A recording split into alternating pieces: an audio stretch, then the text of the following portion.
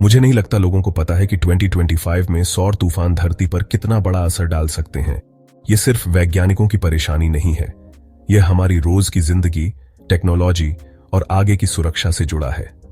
साल 2025, नया साल, नई उम्मीदें और नई मुसीबतें।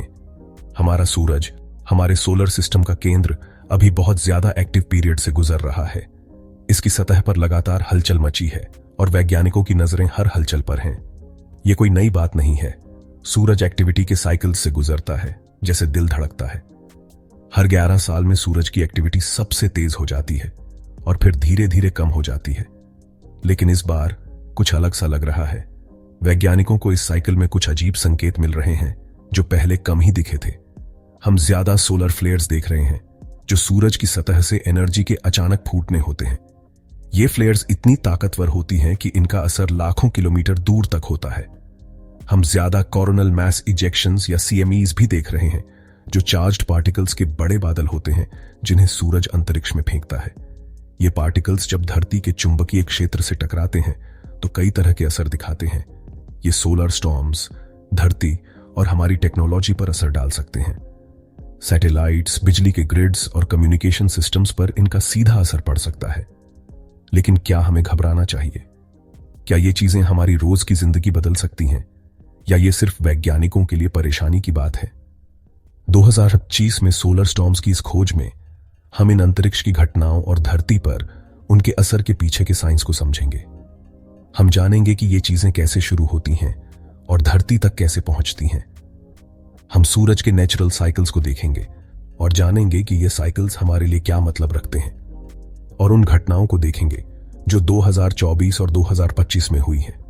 इन घटनाओं ने वैज्ञानिकों को चौंका दिया है और नई रिसर्च शुरू की है। GPS के बंद होने से लेकर रंगीन नॉर्दर्न लाइट्स के दिखने तक हम उन तरीकों को देखेंगे जिनसे सोलर स्टॉर्म्स धरती पर दिखाई देते हैं। कभी कभी ये घटनाएं हमारी आंखों के सामने रंग बिरंगी रोशनी के रूप में भी नजर आती हैं। जरूरी बात यह है कि हम इन घटनाओं से जुड़ी परेशानियों को देखेंगे और इनसे बचने के लिए तैयारी और निगरानी सिस्टम पर जोर देंगे। वैज्ञानिक और इंजीनियर मिलकर ऐसे सिस्टम बना रहे हैं जो हमें समय पर खबर दे सकें। हमारा मकसद एक संतुलित नजरिया देना है जो साइंस पर आधारित हो, ताकि हमारे सूरज की ताकत और हमारे जीवन पर इसके असर को समझाया जा सके। हम डर नहीं, बल्कि जानकारी और समझ बढ़ाना चाहते हैं। हमारे साथ जुड़ें, क्योंकि हम सोलर स्टॉर्म्स और हमारी टेक्नोलॉजी वाली दुनिया में उनके महत्व को समझने के सफर पर निकल रहे हैं। यह सफर सिर्फ साइंस का नहीं, बल्कि हमारी सुरक्षा और भविष्य की तैयारी का भी है। सोलर स्टॉर्म्स यानी सोलर फ्लेयर्स और CMEs हमारे सूरज की सतह पर होने वाली तेज घटनाएं हैं।